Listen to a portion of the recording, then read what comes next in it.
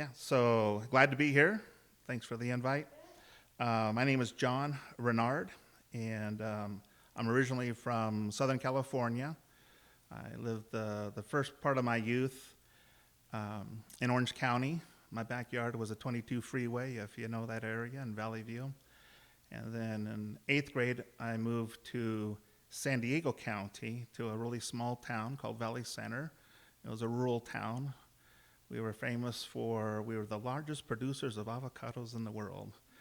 And so it was quite a change to go from city living to country living, but I really enjoyed it and went to high school in the neighboring town. And once high school ended, I was off working and then off to college. And the rest, as they say, is history. So, my occupation, so for the last about 13 years, I've been working full-time with our charity, WHOlives. Prior to that, my wife and we owned a bunch of real estate companies up in the Northwest. We had 9 real estate franchises and ran those for about 19 years. And we got this wild hair that we needed to move, and quite frankly, the last place we wanted to move was Utah.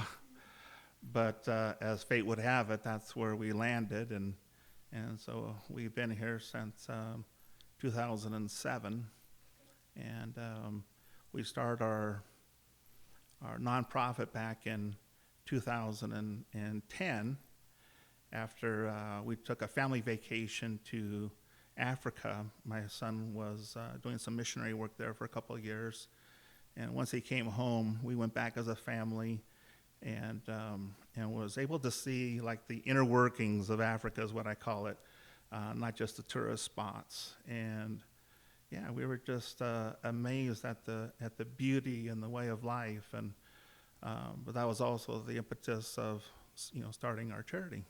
Cool. What does Who Lives, what's their purpose? So the purpose of WHOlives is to, I guess the short way of saying it is to render aid to those that that need it. But beyond that, really the purpose of WHOlives is to eradicate these issues that we see. For example, the lack of clean water.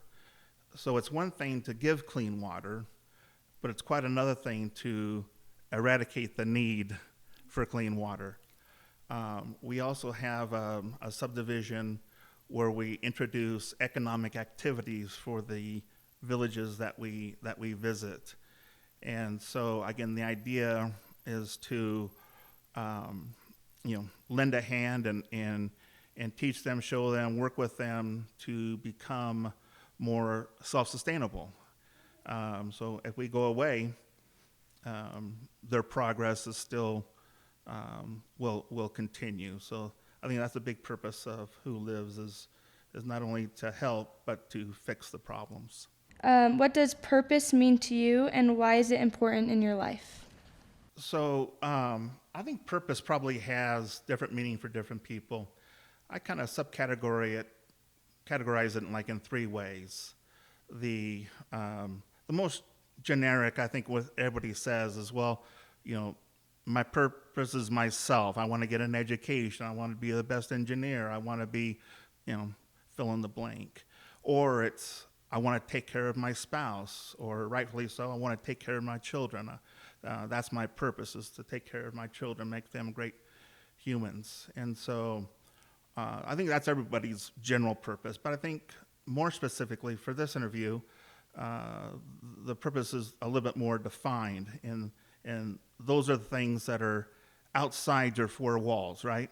And so then you need to decide, well, do I want my purpose to be, do I want to just affiliate myself with whatever cause I'm interested in? Or do I want to really change how things are going? And again, my personality has always been, I want to change things. I don't want to be I don't want just to get involved, but I actually want to have some change and do something that affects change. And so that's really what motivates me, is finding ways, looking for ways um, to um, to affect change in people's lives. Has anyone inspired you to find your purpose? Um, from the outside, no. Like from an individual, I would say not really. My inspiration really comes from the people we're helping. When we were first visiting Africa, and I would see these women walking 4, 5, 6 hours a day to fetch contaminated water, it just pulled at my heartstrings. I just couldn't believe that here we are in 2010, and our sisters are still living like this, and it bothered me. I think a lot of people, when they see that, they have a different reaction. But I remember flying home from that trip, and the reality was I was angry. I was pissed. Here we were in 2010, and again, I just could not believe that the most basic needs, the basic human needs, you have oxygen, then you have water, and that the water was not being fulfilled. And so I decided at that point to do something. I didn't know what I was going to do. I didn't have any solutions, but I knew I wanted to try. I knew I wanted to figure out what I could do. And so that was the impetus of WHOlives. It's an acronym for Water, Health, and Opportunity. And so on this flight, I was just thinking, my word, if we can fix the water problem, then almost by default, we're going to fix half of the healthcare problems, because of all the hospitals that my wife and my family and myself visited during this trip. Most of the people that were in these hospitals, if you can call them a hospital, were there because of some sort of a gastrointestinal disease, something caused by dirty, contaminated water. And so again, the first thing was, let's try to fix the water issue. That'll almost by default fix the health care. And then if you have clean water and you're healthy, then opportunity becomes your ally. If you're a young girl, you can go to school. If you're an adult male and you don't have malaria, you can go to work. These guys are paid daily, and so if they miss a week of work because they're ill, that's literally that's food out of their mouths, because they do live. We don't even call it paycheck to paycheck, but work day to work day, and they work very, very hard. And so that became our mission, was water, health, and opportunity. And really the impetus that I had and that I still have are the people that we're that we're helping. They're the motivation for sure. What would you say your purpose is in life, and how do you implement it in your everyday life? Well, I was in my mid-40s when I quote unquote found my purpose. And I don't know that I even knew to look for one. I mean, I was very, very content in my life. We've always had a decent income with my businesses. And when we were in Washington, we were kind of living the American dream. We had a nice house across the street from a water ski lake. We would vacation as much as we wanted to. And I was coaching high school football. My wife was the president of the PTA. We had lots of kids. We had 6 kids, and so that was kind of an anomaly. And a lot of them had weird names, like Dallin and Riley and Shaylin, and so we were definitely an anomaly, which was kind of fun. for the most part, our kids were good in school and they were good in sports, and so we were just kind of living that life, and I just assumed that was my purpose. I wasn't really looking for something, but taking this trip to Africa kind of changed everything. It made me look way beyond myself. And even though we were generous as a family, we would give through our businesses to March of Dimes, and we would volunteer at their equestrian ranch, and we would always help out with the trash pickup and whatever it took. We were always very generous.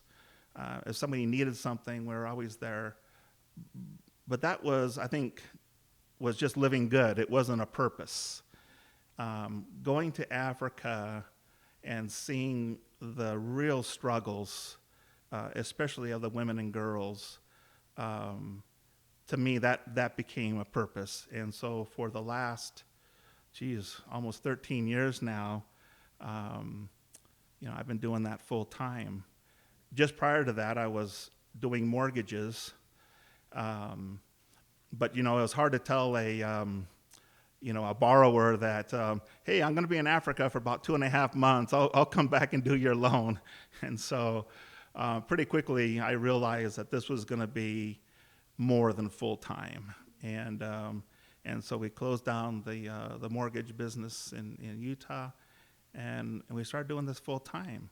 And it certainly wasn't easy. It took a lot of sacrifice.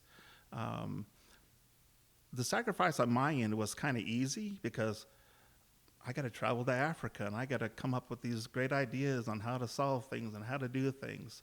The real sacrifice was my wife and my family. We still had 5 kids at home, and one went off to college, so we ended up having 4 at home during those early years.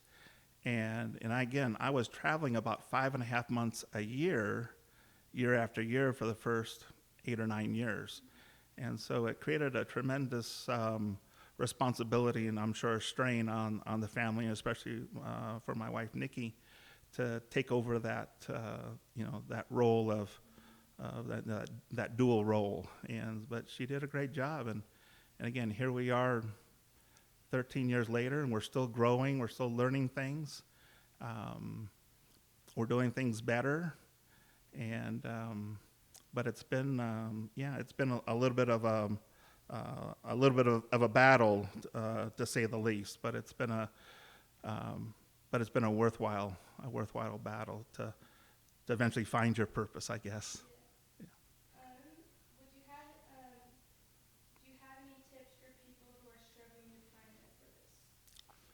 I think the biggest tip is, in a sense, to stop looking. Don't make it a struggle. Go out and I would say, number one, expand your experiences. And then with that, are there things in your life that just bug you? And it could be almost anything. It could be the potholes down your street. It could be the homeless. It could be the fact that our kids in most states are not passing the minimum requirements in math and reading. So the first thing is to find your purpose is to get passionate about something. What really bugs you?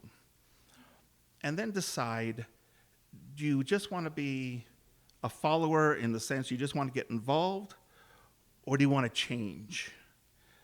The easy thing is just to get involved. So if I don't like the way the educational program is, well, I'm going to go to some meetings, I'm going to talk to some like-minded people, I'm going to raise my hand when I'm called on. But if you really want to change things, it takes a lot more. And I would even say you can't do it via committee. You have to be an individual. And the reason I say that is that when you find that passion, all all the easy ideas have already been tried. These groups get together, these committees get together, these boards get together, the think tanks, and they come up with ideas that sound good to them. But what they don't realize is that the really great ideas, the ideas that are changing the world, usually come from an individual having an audaciously stupid idea. And the first one that comes to mind is Muhammad Yenin. He was coming out of, worked as a banker in India, and he was coming out of work one day, and he just saw a group of beggars. They're all women. He just wondered, I wonder what it would take to solve their plight. So he just started meeting with them and talking to them and figuring out how they became beggars. Why were they in this spot, in this position? And it came down to the lack of $27. Or in other words, for $27, all these women can get out of their poverty and start earning a living by doing whatever it was that they were doing, making things, making mats, or whatever. But the price they had to pay the middleman was exorbitant. But with a little bit of capital, they were able to go directly to some of the providers and get the material for cost and then sell their wares at a profit. And a lot of us know his story, but he's become a Nobel Prize winner, and his idea has expanded across the entire world. And that's what I look at is when you really want to make a difference, no one's going to like your idea. And that's why you can't do it as a committee. Somebody can't be in charge of your ideas, because had I been in a committee and told people, well, I got this idea for a drill that's human-powered, that can fit in a canoe, and it can drill nearly as fast as the big trucks, and nearly the same location as the big trucks, they just would have laughed me out of town. And quite frankly, when I was studying this idea, most of the people who should know, and I thought maybe would be supportive, they weren't. And they thought the idea was stupid, but yet it now has become, it was the first real drilling innovation we've had in 70 years. And that really stupid idea is now in 37 countries. We have 135 drill teams around the world. We're finishing about 3 or 4 boreholes a day, every day. We have finished collectively well over 12,500, to date as we're recording this. And so we've made a lot of progress, even though I feel that we haven't even scratched the surface. But that becomes the second level of audaciously cool ideas, is that no one's going to believe you. And even though they can see the evidence, no one's going to believe you. And there's a couple of examples that I knew kind of growing up, and I just think about these guys. I remember the guy, I don't remember the name, but there was a gentleman who figured out how to digitally copy paper. So instead of using the old-fashioned,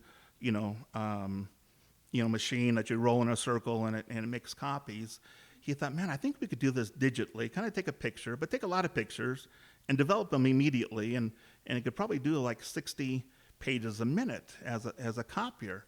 I can imagine when he finally figured this out and drew all this out, he was so excited.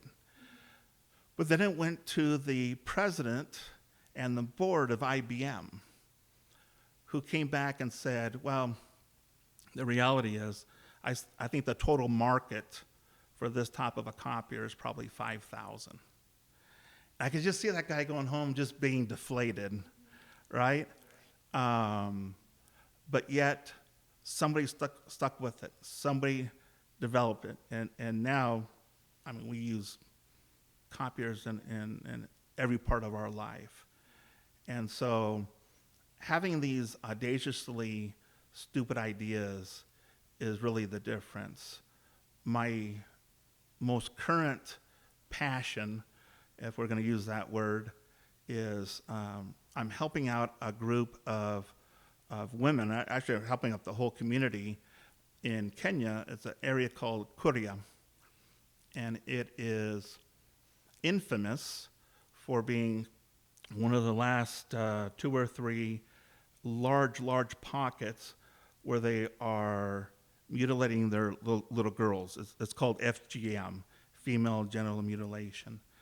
And they do this mutilation where they cut the girls in preparation of selling them typically to an old man, a 50, 60-year-old man, as a 4th, 5th, 17th wife.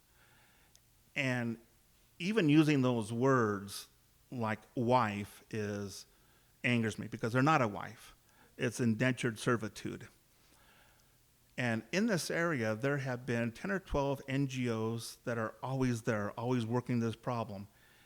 And I really couldn't figure out why, decades later, the problem still exists. And even though there's been some minor changes and small numbers have, they've reduced it, by and large, it's still very, very common. 85% of the girls in this area are being cut from the ages of 9 to 15.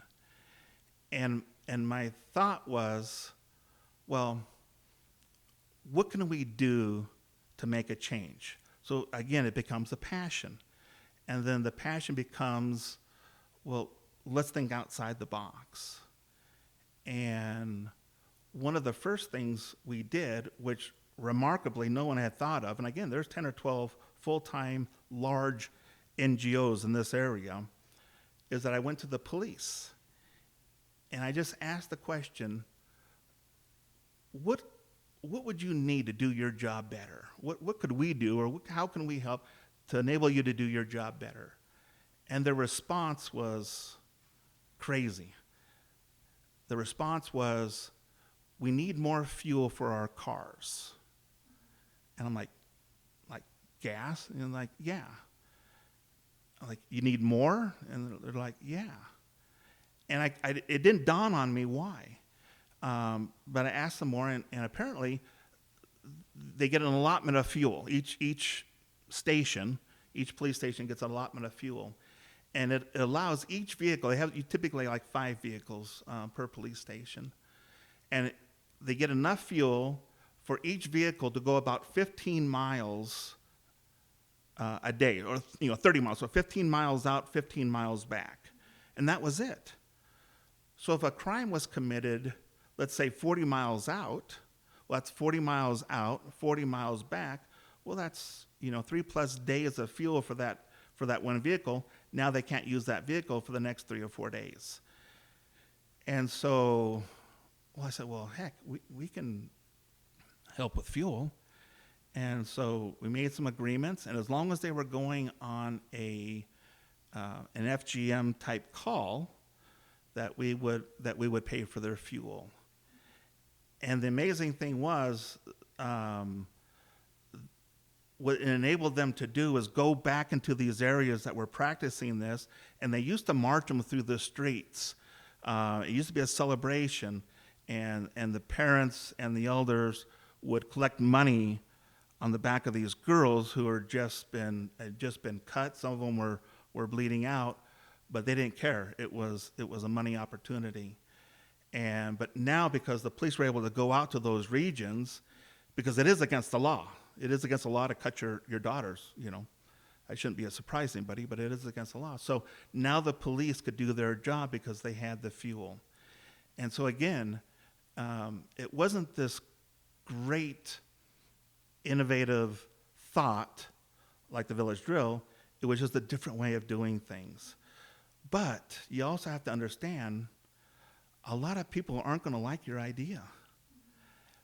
And that's kind of what happened to us in this area. We are so passionate, and we were solving this issue faster than anybody thought was possible.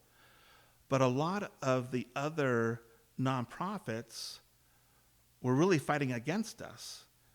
And it was kind of a weird experience. But then we had some very frank conversations with them. And basically what came out was, well, if we solve this problem, then what are we going to do as an NGO? Because we do all of our fundraising based on the fact that there's this problem. So if you solve this problem, we're going to be out of a job. And so these people who I thought were going to be my allies actually end up being adversaries. And you just have to realize when you find your purpose and you're going to make a difference, is that you're going to have people who are going to fight against you. And I don't say that to discourage anybody, but rather to encourage them. But I want them to know what it's going to take. Let's say your issue is inner cities academics. Well, you have to know that there's a lot of people who make their living on the fact that we have an issue with our inner city academics. And when you create this incredible idea to solve this issue, those people are going to start coming out and going to start trying to blow holes into your ideas. And so you really do have to stand strong.